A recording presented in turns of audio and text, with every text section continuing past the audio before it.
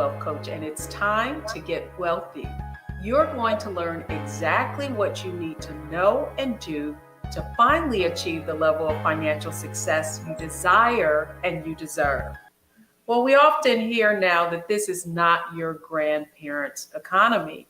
In fact, according to a study by Opportunity Insight, this is the first time that Gen Zs and millennials, a generation, will be worse off than their parents. So, when do you need to start teaching your kids about money? What do they need to know so that their wealth opportunities are greater? Well, joining me in this episode of Get Wealthy is someone who's made it her business to do just that. So, what are the things that they don't want you to know about what it means to have money smart kids? Well, the first thing is you have to prepare your kids and your teens to manage their finances independently. Listen, they don't just listen to what we say, they watch what we do.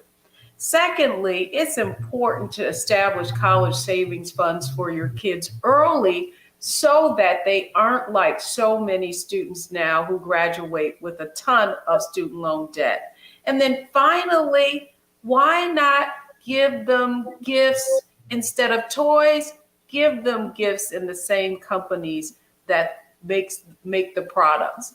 That's what you need to know. But on today's show, here to break it all down for us is Holly Reed.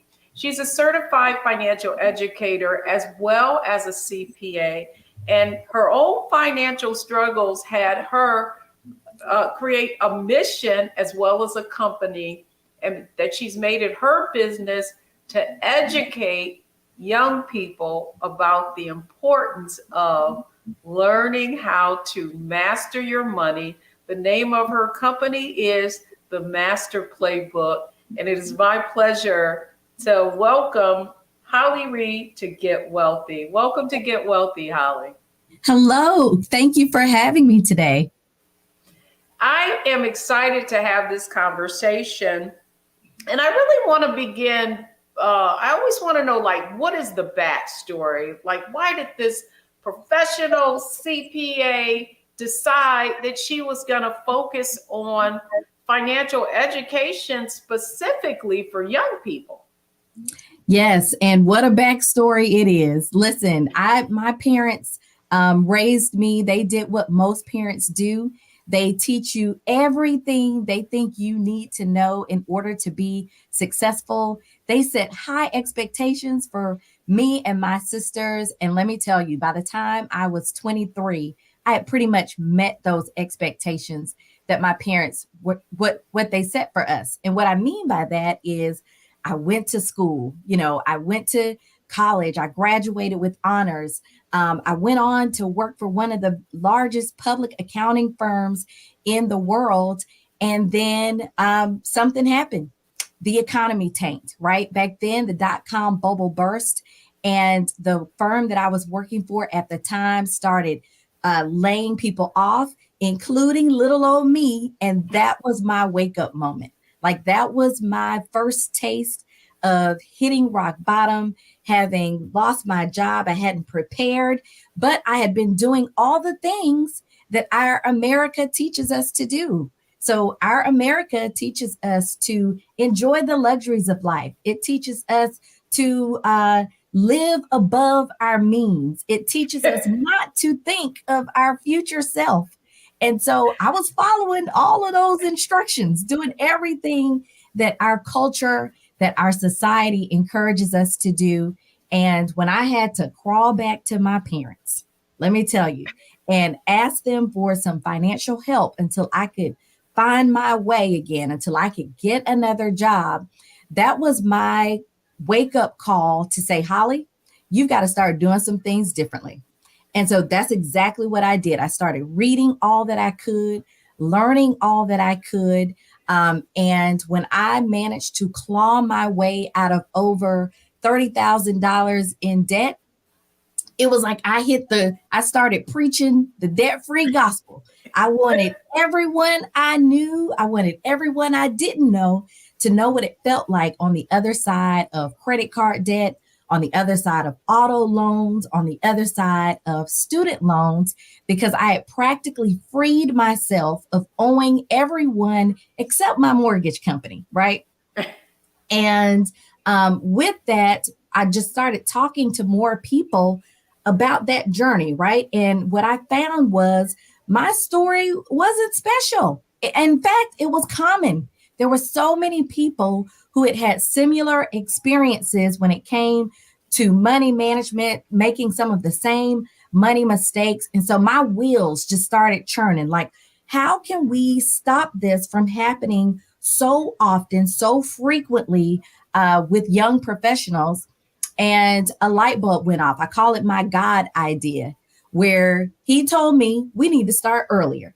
So maybe if there were some lessons that I had learned earlier in life, maybe if there was some practice that I had earlier in life, I could have avoided a lot of the financial missteps that I made once I was out on my own, making my own financial decisions. Now that is a backstory and one that I really feel like sets the stage for this conversation. And I want to begin with mindset, right? Now, what you just described is what I call the middle class mindset. And that middle class mindset basically says that, we get all the degrees, then we get out, we get that job, and then we get out and we buy that house. And that really is what we equate with the formula for financial success.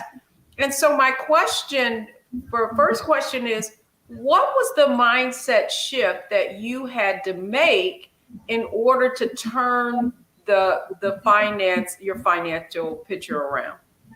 Yeah, I think the mindset shift I personally had to make was, one, I know I needed to do something different from what everyone else was doing, right? So now I needed to figure out, what decisions do I need to make to set myself apart so that I don't have to, experience not being prepared again. So for me specifically, it was a mindset shift on like pulling back. You don't have to be like everyone else. You don't have to have all the things that everyone is saying you have to have. We are bombarded with so many marketing messages, advertising messages. And then with a young person, you compound that with peer pressure, with, temptation, with wanting to be accepted with a certain crew of people. And that just escalates even further, where people start spending their money to fit in versus spending their money where they're really setting that solid financial foundation for themselves. And so this is a mindset that I talk to parents about all the time, like things that they can do to set a different mindset with their kids is like practicing goal setting, right? Teaching them how to set achievable and realistic goals, but breaking them, of course, into those smaller steps. But just having them think about their future self differently will start shifting and exposing them to what a growth mindset feels like, what a growth mindset looks like, right? So the question I have for you, though, because one of the comments that you made on your website that I thought was very insightful, and that is, why do you think your own parents shielded you from taking personal financial responsibility so that you found yourself in that situation? Yeah, now that I've been in this space for almost a decade, my dad, we have had lots and lots of these conversations. So while I thought they were shielding me, my dad's perspective has been, well, he was the first generation of his family to ever use credit cards. So he was learning himself. So he didn't think about, sharing that with us. He didn't think about walking us through all the details of how it works in the background, because he was learning it himself, right? And my dad also would give me and my sisters lots of money advice. He'd tell us, Holly, you need to save your money. or Holly, don't spend all your money over here. Think about this, this, and this, right? But what was missing from that advice was the how and the why. And so that's why Mm. the master playbook exists, because I want to make sure you not only know the what, but you know the how and the why, and also be able to get some practice, even at very young ages. Because in my family, to be transparent, we didn't have a lot of discretionary income for us to play with, right? To us to practice and make mistakes with. My parents had to be very conservative and very clear on the things that they, wanted us to have and wanted us to experience. And they were, but it didn't involve giving us an allowance, right? To practice with.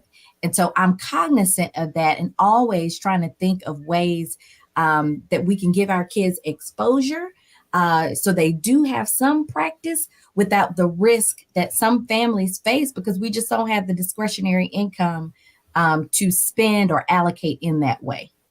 That's good, Holly. When we come back, you said a lot there. And one of the things that I really, really believe and have come to understand is that the knowledge of how to manage money and build wealth is inherited, right? So Mhm. that's exactly what you just conveyed, is that if your parents don't have that knowledge, they don't have what I believe is the greatest asset of all to pass on, and that's the knowledge of how to build wealth effectively. So this is so, so good. So when we come back, Holly, next I want to talk about, and you've alluded to some of them now, some specific strategies that Mhm. parents can employ earlier so that their children will have that valuable asset of the knowledge of how to manage their finances effectively. So, folks, when we come back, we just talked with our guest, Holly Reed,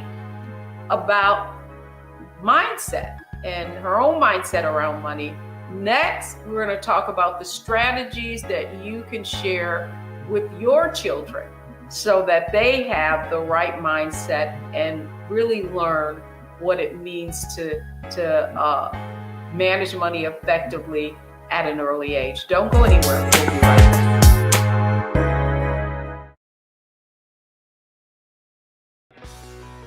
Let's be honest, as successful women, we're crushing it.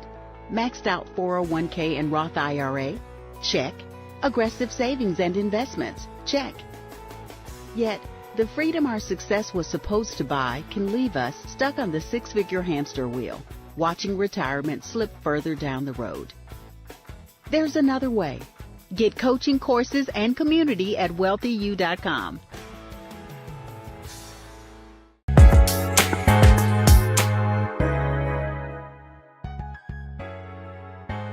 Welcome back, everyone. This is Get Wealthy, and today we're talking about getting wealthy and helping your children at a very early age learn how to manage their finances effectively. My guest today is Holly Reed. She is the founder of the Master Playbook, which really focuses on kids between the ages of 8 and 18 and helping them be responsible financially. Holly Reed, thank you so much for joining us on Get Wealthy. And I also want to applaud you about your transparency, because that's why we created Get Wealthy, so we can have these conversations. So next I want to talk to you.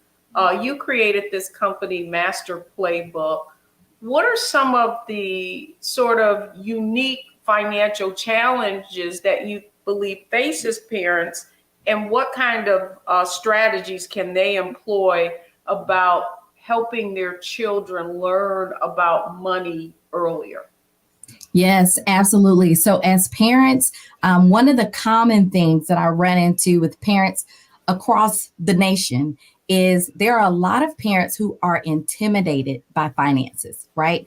They're intimidated by money. Maybe they don't manage the household money, right? Especially some of our moms. Maybe they have made a lot of money mistakes, so they don't feel qualified to set a good example for their kids. And what I say to those parents is, listen, you don't have to have a PhD in order to start teaching your kids and talking to your kids about money management, about money matters. What you do need to do is be somewhat vulnerable, right? And you have to be intentional as well to kind of spark those money conversations. And when I say be vulnerable, I mean be willing to share some of your money mistakes, right? If that's what you have to lean on, start with the money mistakes that you have made, but don't just tell the mistake, right? Tell the lesson in the mistake, right? And our kids love stories. My dad is a great storyteller. A lot of life lessons, a lot of money lessons, even or reasons he would give us to do something a certain way was tied around a story or an experience he had. And those are the things that stuck with us and even manifested for us. So tell the story, tell the money mistake. I often joke, right? Because people think it's funny when they may have a car repo story in the back pocket where they're telling their kids about how they were moving the car around and hiding it around the block, to hide it from the repo person. And we can laugh at that. We can laugh, kiki, but tell them the lesson in that, right? Maybe you took on too much too soon, right? Maybe you got to tell them the importance of honoring your commitments and why what you were doing was wrong or dishonest or, hilarious at the time, but it wasn't the right thing. You ultimately had the car repossessed, and tell them the journey you had to go through just to get your credit back at the right place to buy another one. Or, just be open and vulnerable to tell those money mistakes, but also make sure you're telling the lesson in it as well. Oh, that's good, because I do feel like, Holly, that we learn our lessons. The greatest lessons are from the mistakes that we made. I do have a question for you, because I know that you want to teach kids earlier. And one of the things that I found in some of the work that we've done in financial literacy is that it's one thing to teach the child, but it's wonderful specifically if the parent doesn't have a certain level of financial literacy themselves. That is something that they could learn together. And so in the work that you're doing, specifically for our audience, what are some strategies that you have that parents and a child could get involved in, where they're both learning how to manage their money more effectively, how to be more respective, around finances? Yes. And so one of the things that we encourage, even in our programming, so I host money camps for kids for ages 10 to 14, and then for 14 and up. And a lot of times when I'm pitching, when I'm trying to convince the parent to enroll their student, I get a lot of feedback from the parents like, well, maybe I need to come sit in the camp. And I welcome it. I'm like, come on, because that is the best way. One of the best ways to learn is starting at that lower level. You don't know what you don't know. So why not start from the beginning? And so, especially when it comes to really popular, or I'd say trending topics, like when it comes to Bitcoin or it comes to investing, like it's new to everybody. So why not take that opportunity to take a step back and let's go learn it together. Let's go buy a book that specifically talks about it. Let's go find a YouTube channel that breaks it down. Let's go look at connect with experts like you, like me, who talk about some of these things and can really hold your hand and guide you through step by step to understand how it all works. And one of the ways that a lot of families that have worked with me are doing it is they involve the kids in family financial decisions, right? And I can hear now some parents are like, Them kids don't need to know all the details.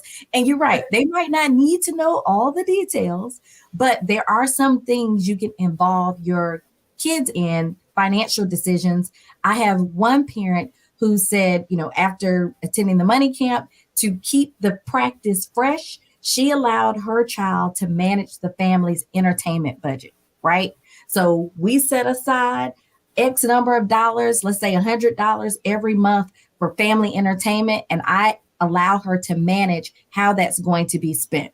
Is it a night in and we're gonna just pay Netflix, the streaming payment every month to watch a movie together, or are we gonna go out and watch one of the newest releases that might not be available on a streaming service yet? And just including them in a decision where it's almost a democracy, because everybody has their say and their opinion and how they want it done, but pulling it all together so that it's a family financial decision. This is just one of the ways that Holly, you know what? That is, I didn't mean to cut you off, but no, but it's brilliant, right? Like oftentimes the reason that we don't want to divulge everything as a family, and I'm going to be honest with you, I really feel that's why nobody knows how to manage their finances. Nobody wants to talk about it. Parents say this is my money, not your money. You don't need to know about it. So, business. Yes. Yeah. So as a result, we send our kids out in the world and they have no semblance of how to manage any money, but not only that, the whole value of it. So I love the fact that you were able to, that parent was able to see, let's give them a portion of the budget. I think another line item on the budget that would be a great exercise for families to manage really is the food budget, right? Absolutely. Because if we look at the different things that we're spending our money on, probably food, and other than rent, probably food is the other way. Yep. One of the other biggest areas of where our money goes. The other question I have for you though is, what are parents doing now? Like I gave my children allowance, but I mean, both of my kids were working by the time they were 11. And so they could take half, they could spend what they wanted on, and half went into an investment account. And I wonder, are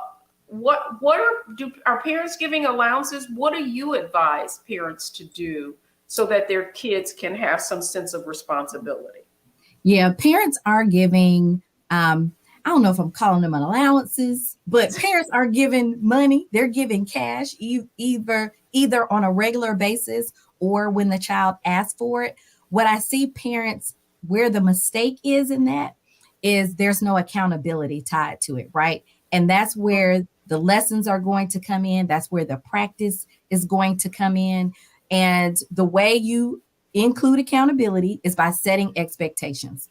So if I'm giving you $20 a month, if I'm giving you $50 a month, let's talk about what I expect you to do with that money, or how I expect that money to be used. Do you expect them to save a portion? I would want them to save and invest a portion.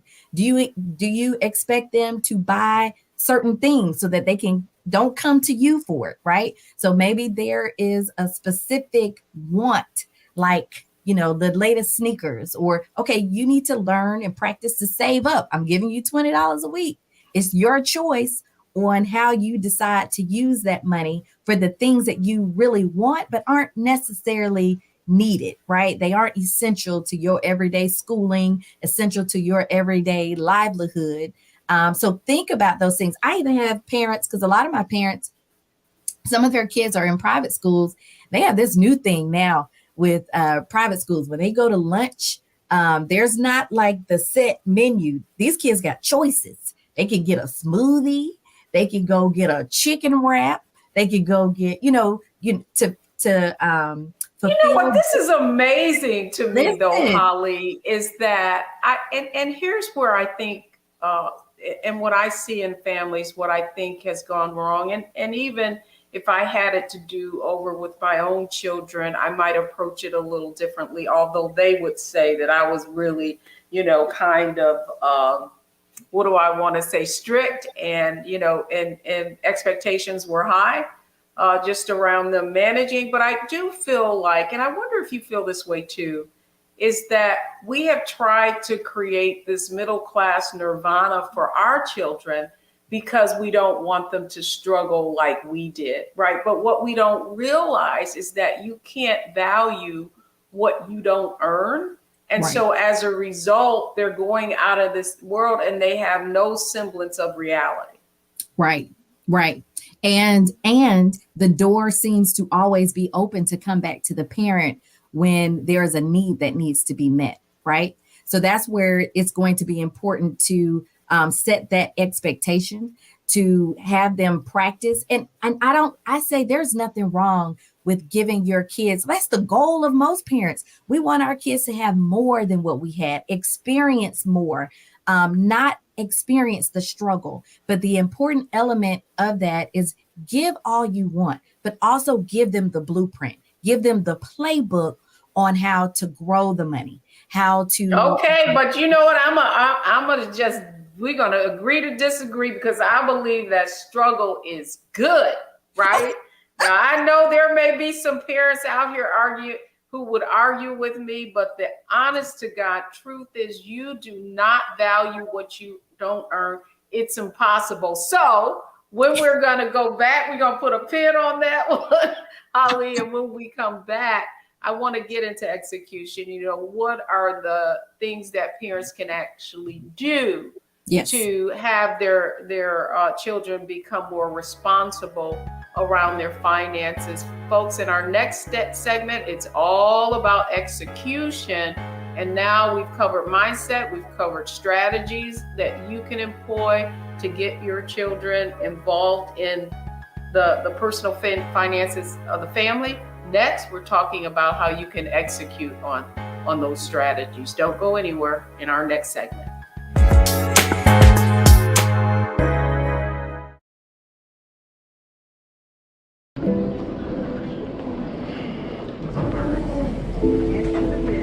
Over the window seats. These are the only bins that will accommodate larger rollerboards.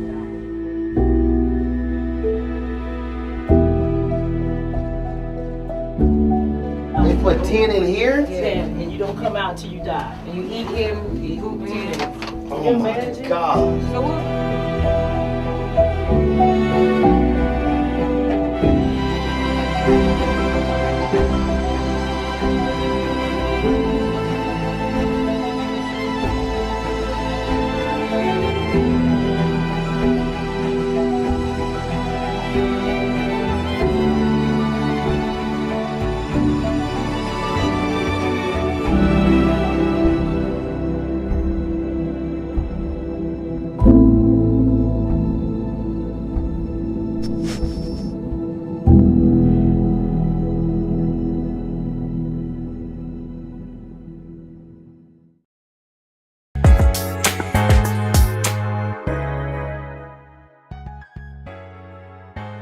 Welcome back, everyone. It's all about execution. You've been watching Get Wealthy, and I've been having a fascinating conversation with Holly Wood. She is the CEO and founder of the Master Playbook, and she's teaching children between the ages of 8 and 18 how to manage their money effectively.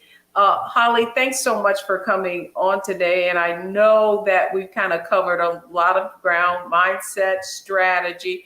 Now I want to talk about execution. We've talked a little bit. I love the example that you gave about a parent going through one of your money camps and actually giving one of the children the responsibility of managing the entertainment book. However, where would you start? I mean, how early is it to begin teaching your child about money? And give us an example of how you might start. Yep. So you can start as early as 4 years old, right? You don't have to wait until they're teenagers. The goal is to talk about start talking about money and money concepts early and often. And so when I say 4 years old, one of the concepts you want to make sure your child understands is the relationship between working hard and being rewarded, right? So no work, no reward, no work, no money, right? And so as early as 4 years old, you can include them in things like the laundry. You're doing the laundry, their job is to pair the socks, right? And so when they pair all of the socks, they do it well, they do it correctly, then the reward, it doesn't have to be monetary.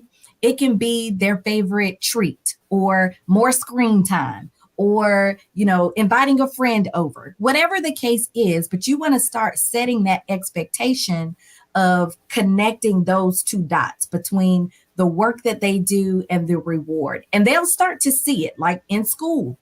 You work hard as a student, you be a scholar, your reward is good grades, your reward is recognition, your reward is being able to participate on the sports team, because you got to have a certain grade level, right, in order to represent the school in different sports activities. But just making that very clear that as a member of the household, your first job is to be a contributing member. And that looks like chores, so that when it is done, it allows the whole household to run just a little bit smoother, right? That is so good, Holly. And here's why. It's interesting. I love telling this story, but when I went into management training, I'm grown now, right? I was in management training with a suite mate at the time, because we lived in this house together. And everything that we had to do, whether it's we had to pass a test or we had to get a new certification, or if there was some goal attached to it, she always had some kind of physical reward. She'd say, okay, here's the Snicker bar. And when we have studied for an hour and passed at least by 80%, not until then could we have the Snicker bar. And this went on and on and on. And I asked her, I said, well, why do you have all these tangible, it worked. Let me just say that. And I said, where did you, she said, well, that's how my father taught us. And her father, guess what, was in the military. Oh. And the truth is that she was one of the highest performing managers in that organization. And I really believe it's because she learned the exact example you just gave, and that is the relationship, right, between effort and reward. So that's good stuff, Holly. Give us another example, though, of another maybe specific experience with a parent that you've had that you feel worked really well, because that's what I feel like. We can always give advice, but when someone really, applies it and then gets a really good result, I always feel like those are the best strategies. Absolutely. That's why we got to start talking about this stuff to see what are you doing in your home, what's working for you. Another good example is you got to make sure your kids have some skin in the game, right? So you want to attach money lessons to things that they care about, right? It's a whole bunch of stuff they don't care about. But when you start thinking about life milestones, maybe it's them going after their first job, or them preparing for prom, or for them, starting to date, right? These are things that they care about. And there are so many money lessons you can pack into all of these things. So say, for example, there's something that your child really wants. They've been begging you for this thing. We want to make sure they got some skin in the game. And the way you do that is you can challenge them. If you save a certain amount, if you save 50% of the cost of the item, I'll reward you. I'll match it and give you the other 50%. Or you save 70%, I'll give you the 30%. That's totally up to you. But just making sure that they have some skin in the game so that they can really appreciate, and understand what it feels like to exercise self-control and patience and delayed gratification when it comes to something that they really want, that it's not always given to them. But like you said, they got to earn it, and then they will have more appreciation for it, even if you match up to half, or you match the remaining 30% or whatever you decide to do. That has seemed to be really effective, especially when it comes to our kids and they're asking for gimme, gimme, gimme. That's good. I mean, if you think about it, is the human condition, right? It's always with them. What's in it for me? And when you can attach what someone desires to them accomplishing the goal that's set out. I told this story. Another story is my best leader. That's what he was able to do to manage people, was find out what it is you wanted and how he could align whatever the goals and objectives of the organizations was to your objective. And so finally, Holly,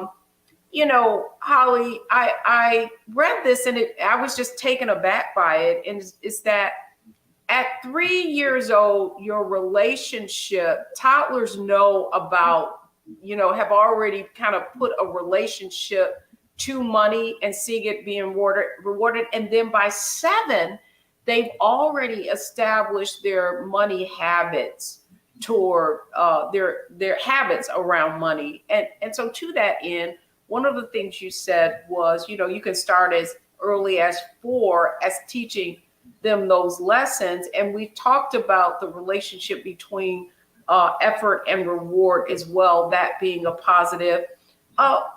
My other question to you is just around the habits. I know that you wrote a book, right? And it's the 5 money habits for every child. Just briefly, give us a couple of those habits that as a takeaway for parents to understand the kinds of behaviors that they want to instill in their children around money. Absolutely. So we've covered work hard and be rewarded, right?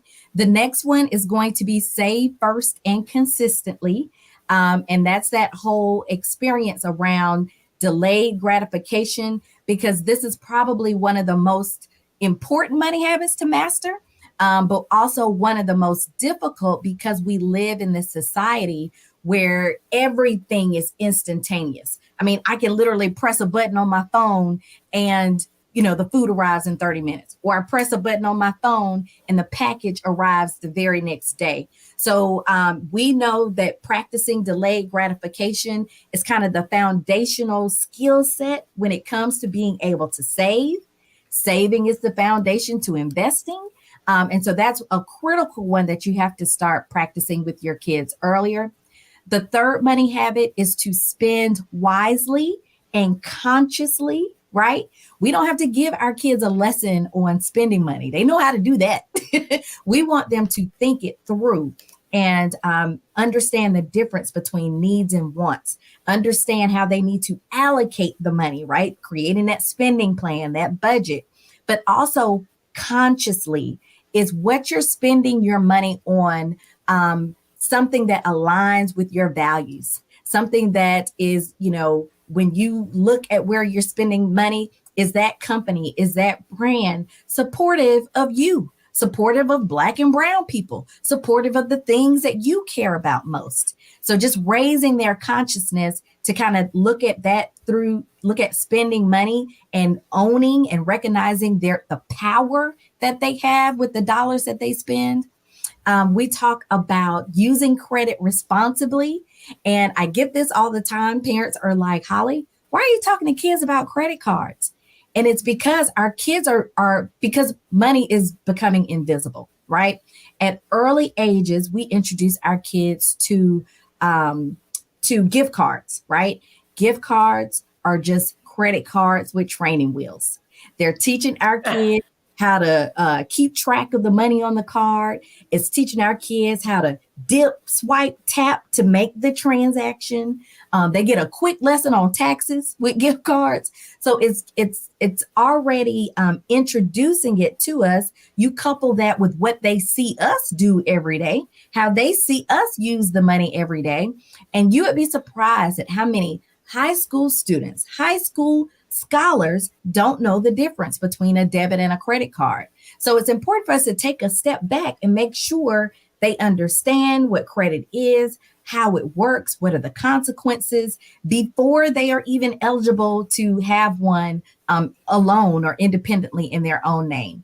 And then finally, I'm sorry. Go right ahead. Finish. No, go ahead. No, go right ahead. The final money habit is to give generously. So talking to our kids, we don't just want to raise money savvy kids. We want to raise kids with a heart, with compassion, with empathy. So talking to them about the importance of giving back, helping others, how that brings joy to you as an individual, but also builds stronger communities. So those are the 5 money habits.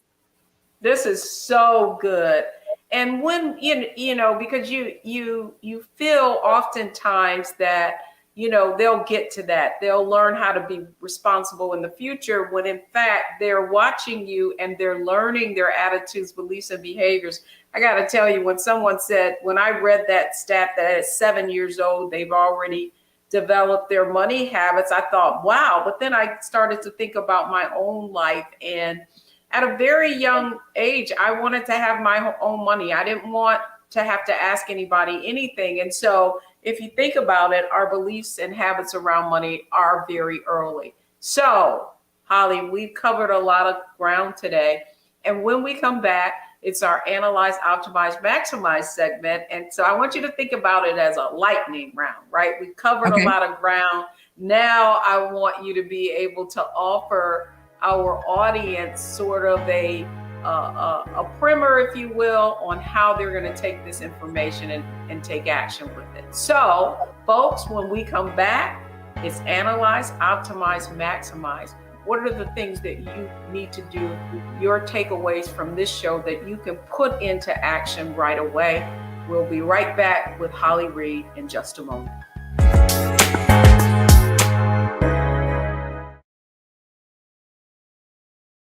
Black Star Network is here. Oh, no punch! I'm real revolutionary right now. Thank you for being the voice of Black America. All momentum we have now, we have to keep this going. The video looks phenomenal. See, there's a difference between Black Star Network and Black-owned media and something like CNN. You can't be Black-owned media and be scared. It's time to be smart. Bring your eyeballs home. You dig?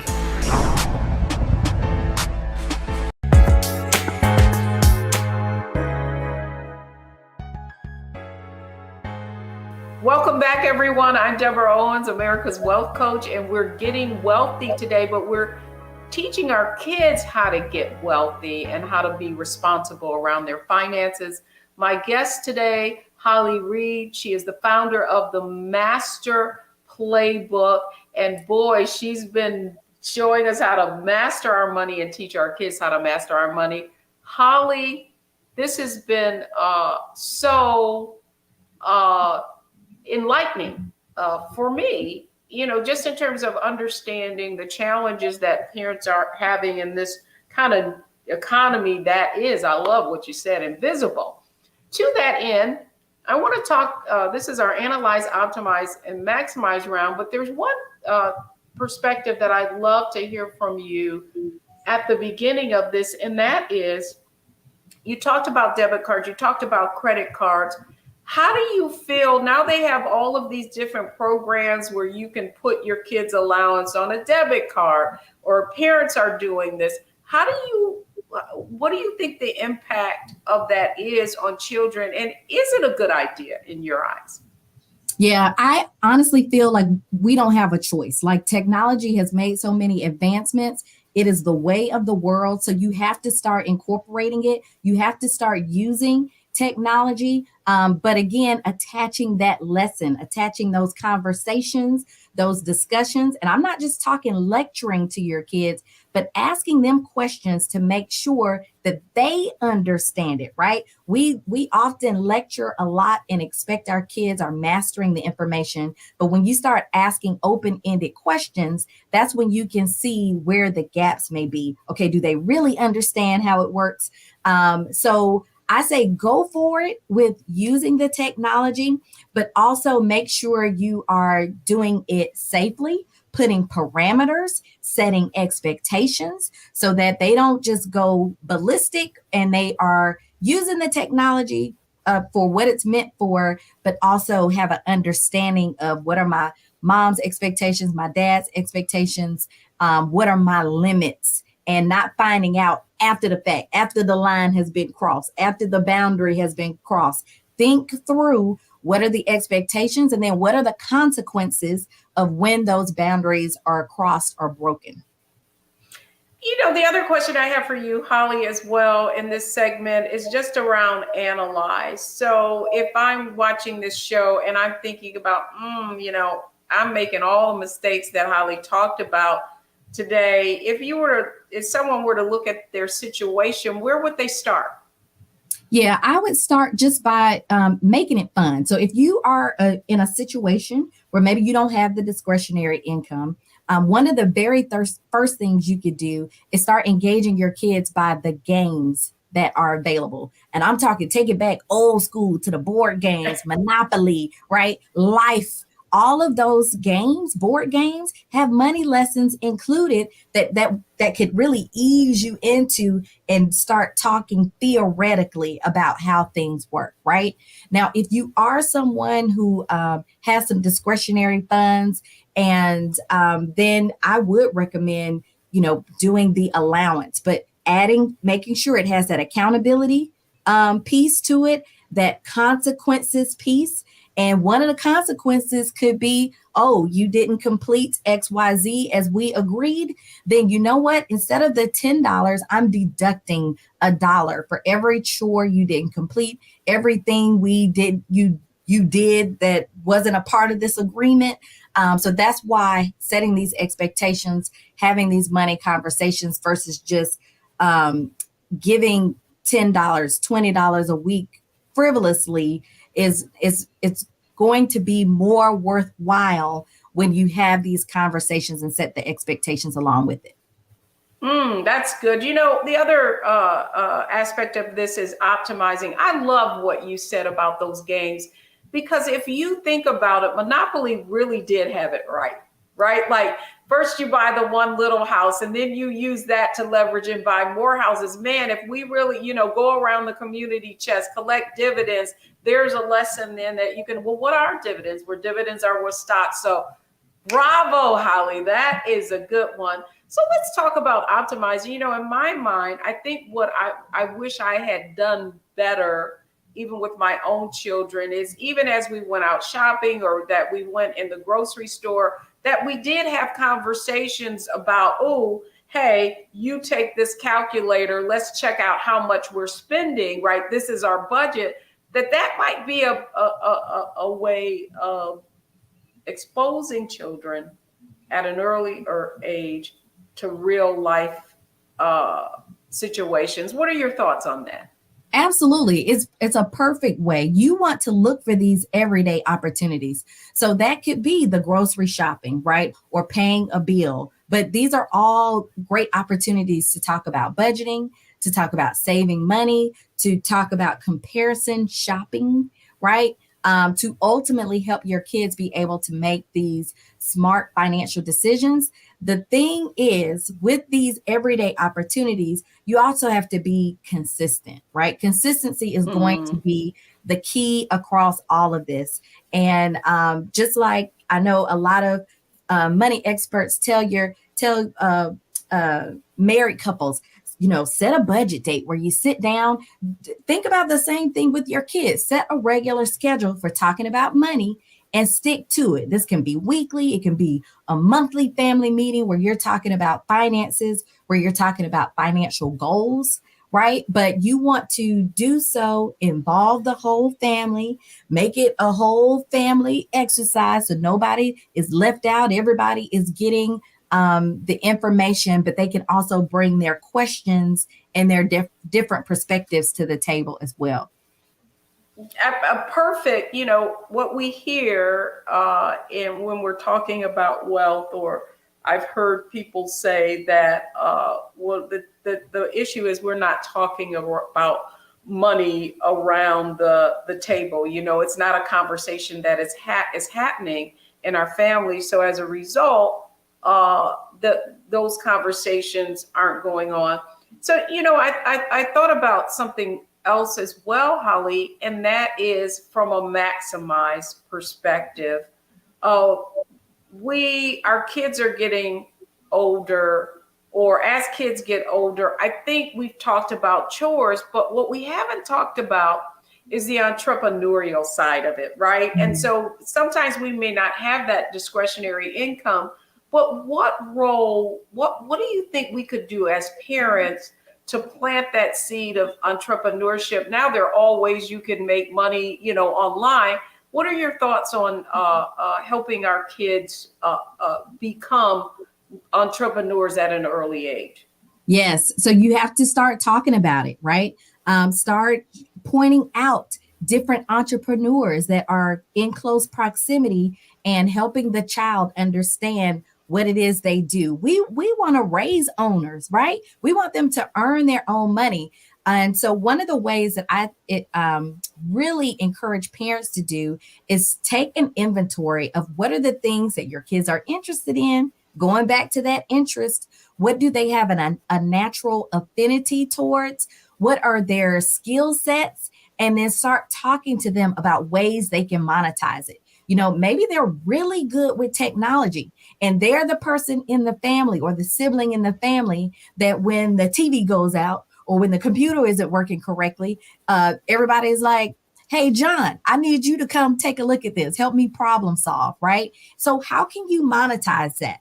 Maybe they enjoy drawing. They're really artistic and they could go into graphic design. So you, as the parent, it's really important to just start paying attention to what are the things they gravitate towards, what are the things they say they're interested in, and don't be afraid to nurture that, to go a little further, to look into programs, whether it's coding or graphic design or whatever it is, ballet, whatever it is their interest is in, and helping to push them just a little bit to see if it's something that's really going to stick. But when you look at kid entrepreneurs, and let me tell you, we are living in a different time where, like you said, all you need now is a smartphone and a YouTube channel, and you really could start a business, start monetizing your skills, monetizing the things that they enjoy doing. There are so many YouTube channels where kids are simply unboxing toys and giving their reaction to it, right? Or they are playing a video game and unlocking different levels on a video game and getting paid by brands to do it. So you can do a simple Google search on kidpreneurs and then maybe add the subject of something that your child is interested in, jewelry maker, bath bombs, all the things. And you can really start diving into the backstories of these kids. And I'll tell you, one consistent thing that's going to be there is the parent support, the parent nurturing the child along the way, helping them to think through how it could be monetized, and really just taking leaps of faith to push the button, to push the go button and start making some money with their kids. Holly, what I love about this conversation is I started out talking about the fact that millennials and Gen Xers, right, could be in a situation where they're going to earn less than what their parents did in a traditional role, right? However, I believe this is a new frontier, and that this is not and really, if you look at the secrets of the wealthy, one of the things that you begin to understand, and that I understood in working with high net worth clients, is most of our wealthiest clients did have businesses, right? So when they sent their kids to college, it was to learn how to run a business, not being an employee. And so I do believe that for this next generation, really instilling in them that there are all different ways to create wealth, and you're not just in a box. And the most important thing you said in all of that, in that last segment, I believe, is what are their innate gift and talents? What are they already gifted at? That really could be the secret, right, to them becoming an entrepreneur. Holly, just leave us with one closing comment for our parents to inspire them? Yes, I say this all the time. It's difficult to master what you've never been taught. And so we as parents want the very best for our young people. And I want you to be able to give it to them. But don't just hand it over. You've got to give them the playbook to go along with it so that they can continue to grow, develop, and even reach millionaire status far faster than a lot of us could have done working in a silo and starting from scratch like a lot of us have done. So keep doing what you're doing, parents. It's never too late. So I just encourage you, let's connect. If you need a guide, you're looking for someone to help you along this journey, I invite you to join our financial literacy movement as we work to close the education gap and, more importantly, close the wealth gap that exists.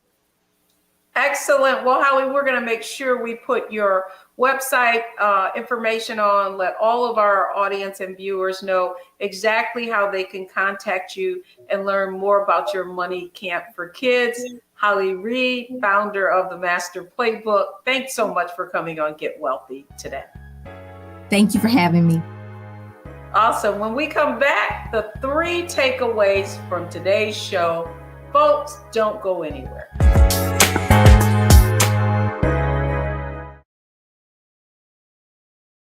When you talk about blackness and what happens in black culture, we're about covering these things that matter to us, speaking to our issues and concerns. This is a genuine people-powered movement. There's a lot of stuff that we're not getting. You get it, and you spread the word. We wish to plead our own cause. Too long have others spoken for us. We cannot tell our own story if we can't pay for it. This is about covering us. Invest in black-owned media. Your dollars matter. We don't have to keep asking them to cover our stuff. So please support us in what we do, folks. We want to hit 2,000 people, $50 this month, raise $100,000. We're behind $100,000, so we want to hit that. Y'all money makes this possible. Checks and money orders go to P.O. Box 57196, Washington, D.C. 20037-0196. The Cash App is $RM Unfiltered. PayPal is R Martin Unfiltered. Venmo is RM Unfiltered. Zelle is Roland at RolandSMartin.com.